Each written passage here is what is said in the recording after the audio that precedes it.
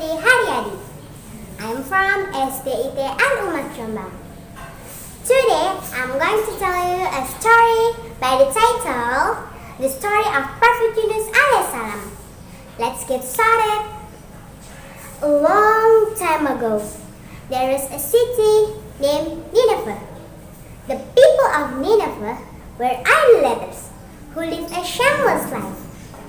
Prophet Yunus ﷺ was sent by Allah Subhanahu wa Ta'ala in Nineveh to preach to them about the true God. Oh my people, start from now. Let's believe only in Allah Subhanahu wa Ta'ala and obey His commands. Otherwise, a severe punishment will come upon you. He warned them. But the inhabitants of the town disliked his interference in their way of worship. No, we can't. We and our forefathers have worshipped this God for many years and no harm has come to us. They argued. Prophet Yunus ﷺ tried very hard to convince the people about Allah, but the people kept ignoring him. He warned, well, if you occupy with your foolishness, Allah will soon punish you all. Never mind, we're not afraid. Nature that punishes us, they told him. The prophet was disheartened. Okay, in that case, I will leave you to your misery. Saying that, the prophet left the town of Nineveh. He became impatient. He departed without waiting for further command from Allah. As soon as the prophet left the city, the skies began to change its color. It looked like we're on fire. The people were frightened. They remembered the destruction of Thamud and Nuh. Slowly, faith started penetrating their heart. The people of Nineveh gathered on the top of a mountain and started to pray to Allah for His mercy sincerely. When the people were safe, they prayed to Allah for the return of Prophet Yunus ﷺ. Meanwhile, Yunus ﷺ had boarded a small ship in the company of other passengers. It sailed all day in calm water, with the wind blowing. But as the night came, the sea suddenly changed.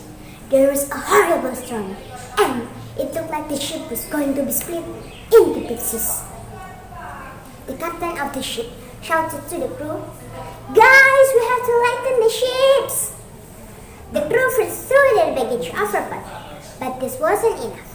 They decided among themselves that one among them has to be thrown into the sea. In the meantime, a large whale had surfaced behind the ship. Allah commanded the whale, so it kept following the ships. The captain said, "We will make loads without the trustworthy's name. The one whose name is thrown will be thrown into the sea." When the paper thrown, it had Yunus written on it. It kept repeating for 3 times. The prophet realizes that Allah was punishing him because he abandoned the mission without Allah's consent. The prophet should throw himself into the water.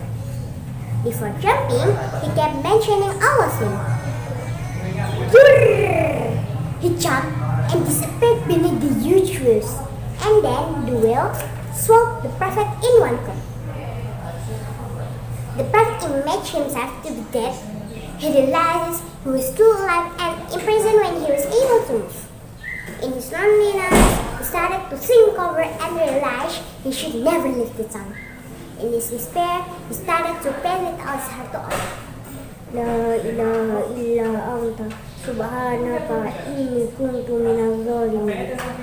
He continued praying, repeating his prayers. Allah Almighty saw the sincere repentance of the prophet and he decided to save him. He commanded the whale so that it surfaced and ejected the prophet onto the shore. After the prophet regained his strength, he begged to the Nineveh. He was surprised. The entire population of Nineveh turned out to welcome him. They informed him that they now worship Allah Subhanahu wa Ta'ala, the one true God. The prophet was very happy to hear that, and he lived happily in Nineveh until he died. Well, dear friends, Allah Subhanahu wa Ta'ala said, "A'udzu billahi minasy syaithanir rajim. Innahu la yai'asu min rauhillahi illal qaumul kafirun. Shadaqallahul azim. Quran Surah Yusuf ayat 87. Whatever problems we may face, never give up. Keep fighting and praying. Allah will guide us. Thank you for your attention and wassalamualaikum warahmatullahi wabarakatuh.